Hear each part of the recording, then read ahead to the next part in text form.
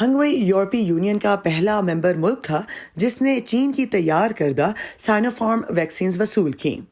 چین مونٹینیگرو کو 30,000 خوراکیں دینے کا وعدہ کر رہا ہے اور سربیا کو پہلے ہی 15 لاکھ خوراکیں مل چکی ہیں۔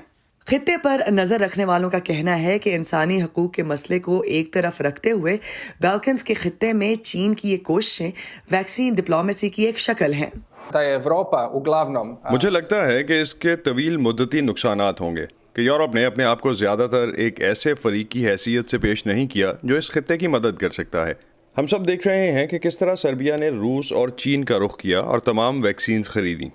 اس سے ظاہر ہوا ہے کہ سربیا جو برسوں سے یہ کہہ رہا ہے کہ اسے متوازن ہونا چاہیے اور اسے صرف مغرب اور یورپ کے لیے خود کو وقف نہیں کر دینا چاہیے، اس نے سمجھداری سے اپنا کام کیا ہے۔ میں اب بھی سمجھتا ہوں کہ یہ ایک بہت بڑی غلطی ہے اور مغرب نے خود کو ویکسین کے مسئلے کے ایک حل کے طور پر پیش کرنے کے معاملے میں بڑی ناکامی کا مظاہرہ کیا ہے، اور اب چین اور روس جیت رہے ہیں۔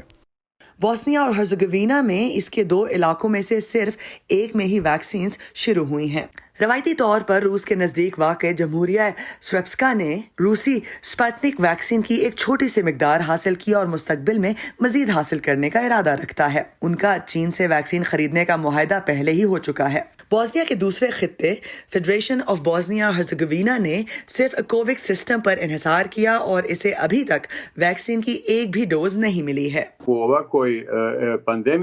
عالمی وبا کے دوران صرف ایک وعدے پر اکتفا کرنا کہ کچھ ہو جائے گا بالکل غیر ذمہ دارانہ ہے۔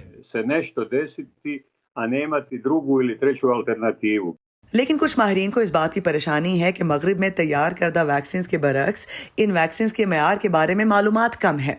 بہت سے لوگوں کا خیال ہے کہ چین اثر و رسوخ حاصل کرنے اور اس سوچ کو آگے بڑھانے کے لیے ویکسین کی تقسیم کا استعمال کر رہا ہے کہ مغربی جمہوری ریاستوں کے مقابلے میں چین کا آمرانہ نظام زیادہ مؤثر ہے۔ اور پھر یہ ایک ایسی صورتحال پیش کرتا ہے جہاں چین اسے ایک مثال کے طور پر استعمال کر سکتا ہے کہ سربیا نے چین کے ساتھ جو تعلقات قائم کیے ہیں اس سے سربیا کو فائدہ ہوا ہے، اور یہ وہ بات ہے جو سربیا کے صدر کہہ چکے ہیں کہ یہ دیکھو ہم اپنے چینی دوستوں سے کیا حاصل کر سکے ہیں، جبکہ یورپی یونین اور کو ویکس سسٹم وہ ویکسینیشن بنانے یا فراہم کرنے میں نہایت سست رہے ہیں جن کی انہیں اشد ضرورت ہے۔ شلمن کا مزید کہنا ہے کہ مستقبل میں یہ ضروری ہوگا کہ چین اور چین کے دوسرے شعبوں میں بھی اقدامات پر نظر رکھی جائے، جیسا کہ ٹیکنالوجی اور دیگر ایجادات۔ اینا رائس کے ساتھ Iram Abbasi, Voice of America.